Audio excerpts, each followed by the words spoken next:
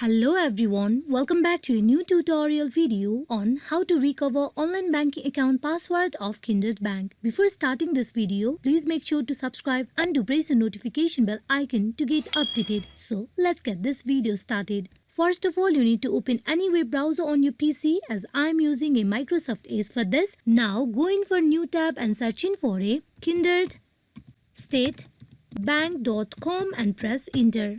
At the official webpage of Kindred State Bank, you need to scroll to the little down. There you will see online banking is here. As we are going to recover our password, you need to click on login. At the login form page, you need to provide your user ID and password, then click on submit where you will be able to directly log in into your online banking account of Kindred State Bank. As we are going to recover our password, you need to click on the link given below, that is forgot password. Now to reset your password, you need to provide the following details, that is you go in for providing your login name. Now you go in for providing your registered email address.